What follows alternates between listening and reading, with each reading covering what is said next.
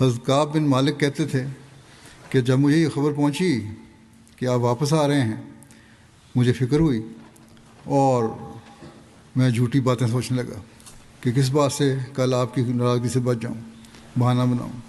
اور اپنے گھر والوں میں ہر ایک اہل رائے سے میں نے اس بارے میں مشورہ لیا.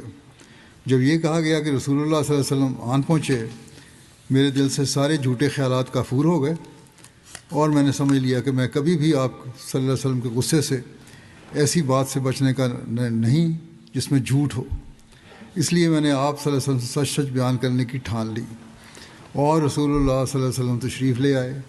جب آپ کسی سفر سے آتے پہلے مسجد میں جاتے، اس میں 2 رکعتیں پڑھتے، پھر لوگوں سے ملنے کے لیے بیٹھ جاتے. جب آپ نے یہ کیا تو پیچھے رہے ہوئے لوگ آپ کے پاس آ گئے اور لگے آپ سے معذرتیں کرنے اور قسمیں کھانے، اور ایسے لوگ 80 سے کچھ اوپر تھے. رسول اللہ صلی اللہ علیہ وسلم نے ان سے ان کے ظاہری عذر مان لیے اور ان سے بیعت لی اور ان کے لیے مغفرت کی دعا کی اور ان کا اندرونہ اللہ کے سپرد کیا. پھر آپ صلی اللہ علیہ وسلم میں آپ کے پاس آیا. جب میں نے آپ صلی اللہ علیہ وسلم کو سلام کیا تو آپ ناراض شخص کی طرح مسکرائے. مسکراہٹ تھی لیکن ناراضگی والی. پھر آپ نے فرمایا آگے آؤ. میں چل کر آیا اور آپ کے سامنے بیٹھ گیا. آپ نے مجھے پوچھا کس بات نے تمہیں پیچھے رکھا ہے؟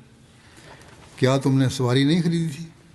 میں نے کہا جی ہاں، اللہ کی قسم میں ایسا ہوں کہ اگر آپ کے سوا دنیا کے لوگوں میں سے کسی اور کے پاس بیٹھا ہوتا تو میں سمجھتا ہوں کہ میں ضرور ہی اس کی ناراضگی سے عذر کر کے بچ جاتا. مجھے خوش بیانی دی گئی ہے مگر اللہ کی قسم میں خوب سمجھ چکا ہوں اگر میں نے آج آپ سے کوئی ایسی جھوٹی بات بیان کی جس سے آپ مجھ پر ناراضی ہو جائیں تو اللہ ان قریب مجھ پر آپ کو ناراض کر دے گا. اور اگر آپ سے سچی بات بیان کروں گا جس کی وجہ سے آپ مجھ پر ناراض ہوں تو میں اس میں اللہ کے عفو کی امید رکھتا ہوں. کہنے لگے کہ نہیں، اللہ کی قسم میرے لیے کوئی عذر نہیں تھا. اللہ کی قسم میں کبھی بھی ایسا تنومند اور آسودہ حال نہیں ہوا جتنا کہ اس وقت تھا جب آپ صلی اللہ علیہ وسلم سے پیچھے رہ گیا تھا. رسول اللہ صلی اللہ علیہ وسلم نے یہ سن کر فرمایا اس نے تو سچ بیان کر دیا ہے، اٹھو جاؤ یہاں تک کہ اللہ تمہارے متعلق کوئی فیصلہ کرے. آپ نے کہا سچ تو بول دیا تم نے، لیکن اب یہاں سے جاؤ، اب اللہ تمہارے متعلق فیصلہ کرے گا کہ تمہارے سے کیا سلوک کرنا ہے.